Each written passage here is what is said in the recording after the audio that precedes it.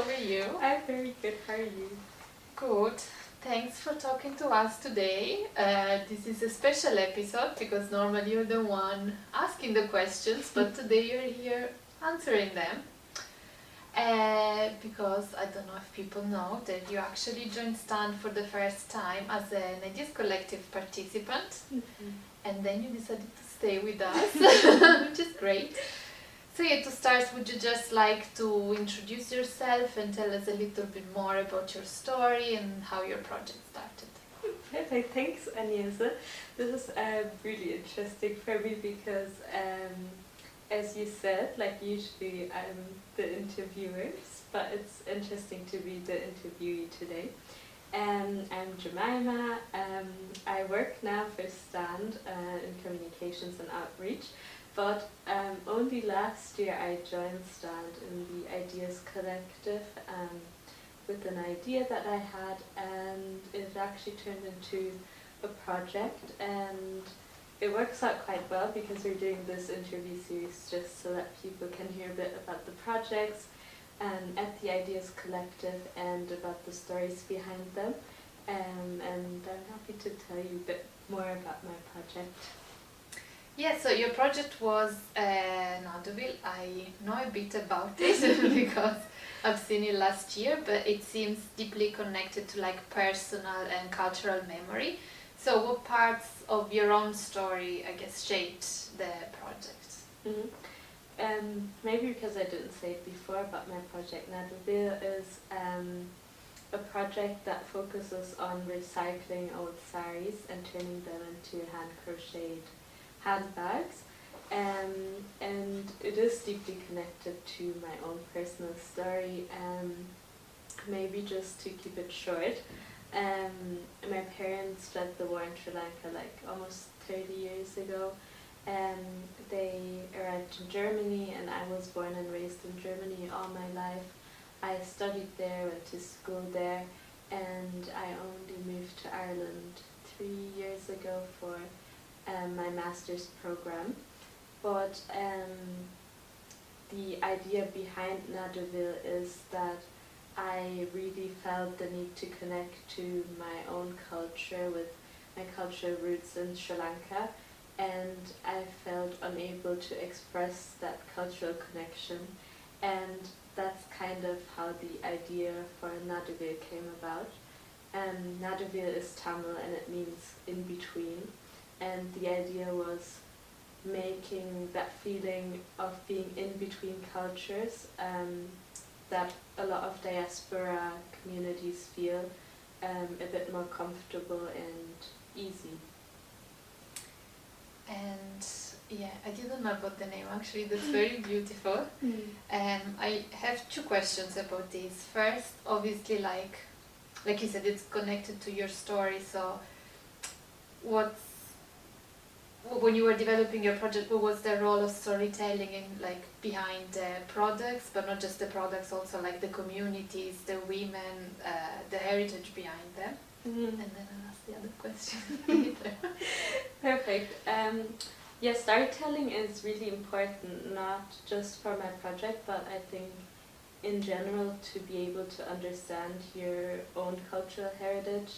I know in my culture, but in many cultures, storytelling is a tool used to instill values and norms, qualities of life into people, and especially with the project Nauduville, storytelling is so integral to it. Not only telling a bit of my own story and my own background, but telling the stories of women that are often seen as invisible or that are not really seen at all. The slogan that I used to promote the handbags was, what if your handbag could carry more than just your belongings? What if it could carry a story? And that's kind of the idea. Not only does the handbag tell a story through the textiles that have like so much cultural heritage to them, but also telling the story of the women that wore the saris, but also the women that turned the saris into handbags. So the idea is to connect the stories of different people and different cultures together. That's very nice. Yeah. Like I can imagine, like for many people in the diaspora, cultural connection and this thing you were talking about, I imagine it can be both like beautiful and complicated. So how has this project, your project now, will help you with your own story and your own relationship to with this? When I came into the Ideas Collective, I knew I already had kind of this idea to want to do something that has the element of cultural heritage in it, and I wanted to, like, I know there's this big idea of giving something back to where you come from, to your roots, and those were like elements that I came into the Ideas Collective with, but it really like developed into so much more.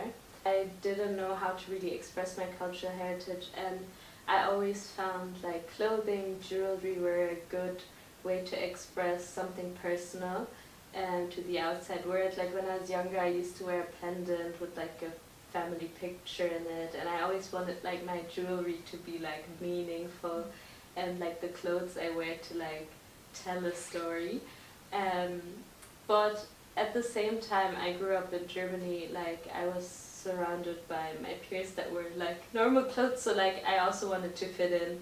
So it kind of became my own personal project, trying to figure out how can I express myself, how can I express my culture through fashion, and through that journey of figuring that out and finding ways, like through jewelry, through like accessories, like the handbags, implementing that into my day-to-day life, and that really helped me be more comfortable with all my cultural heritage, because as much as I am Tamil and Sri Lankan, I also feel connected to German culture, and now I'm a German Sri Lankan living in Ireland, so like it's only growing, and you need to find ways to express yourself fully, and through creating the project and through creating Nadovir, I felt able to tell my story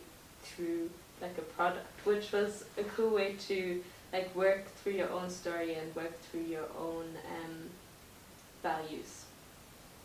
That's great, thank you.